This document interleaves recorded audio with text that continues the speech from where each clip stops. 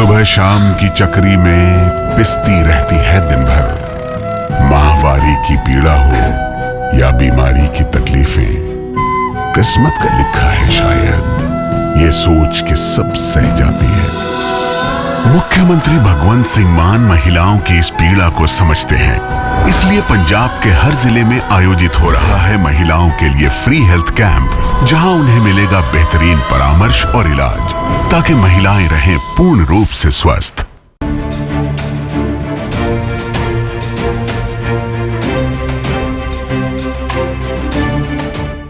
धूल और धुएं से भरे शहर, जिसमें दिन भर आप और हम सांस ले रहे हैं।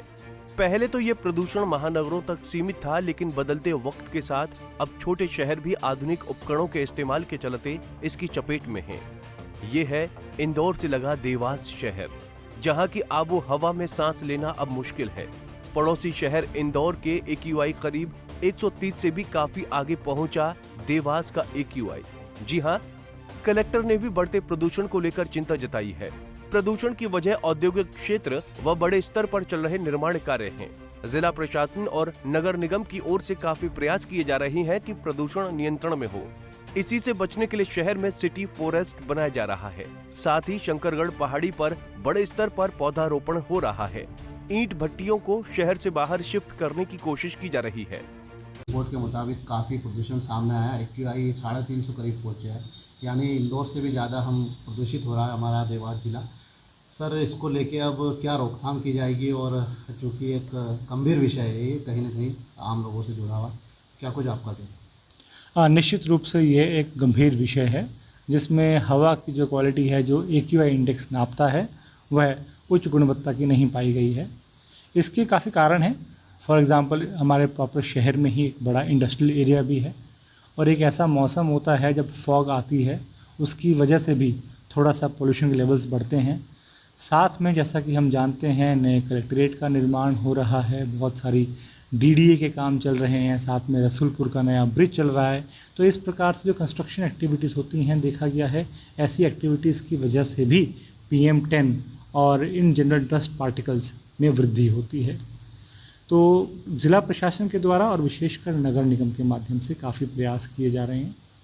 फॉर एग्ज़ाम्पल, सिटी फॉरेस्ट एक नया अभी बनाया जा रहा है, वो भी आने वाले टाइम में प्रदूषण के लेवल्स को कम करेगा। इसके अलावा शंकरगढ़ जैसी पहाड़ियों पर लगातार वृक्षारोपण हो रहा है, जो हमारे शहर के लिए ग्रीन लंग्स का काम करेगा।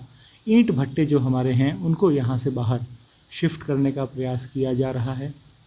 साथ में जो हमारी इंडस्ट्रीज़ हैं, जो नॉन क्लीन फ्यूल्स यूज़ करती हैं, उनको pipe natural gas based boilers को यूज़ करने के लिए प्रमोट किया जा रहा है।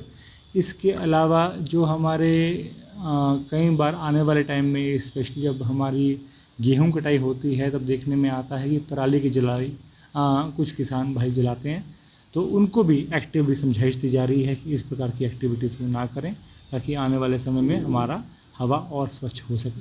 तो जिला प्रशासन प्रयास करेगा प्रदूषण को भी रोकने का, और जो वाहनों का भी, और तमाम जो प्रयास करेंगे। उम्मीद है कि आगे जो है सुधरेगा हमारा जो है प्रदूषण का लेवल। डेफिनेटली, जैसे आपने वाहनों की बात की, जो PUC चेक्स हैं वो लगातार हमारे अब कंडक्ट होने शुरू हो गए हैं। तो जो हमारा व्हीकल से प्रदूषण होता है, उस पर भी आने वाले टाइम में चेक लगेगा।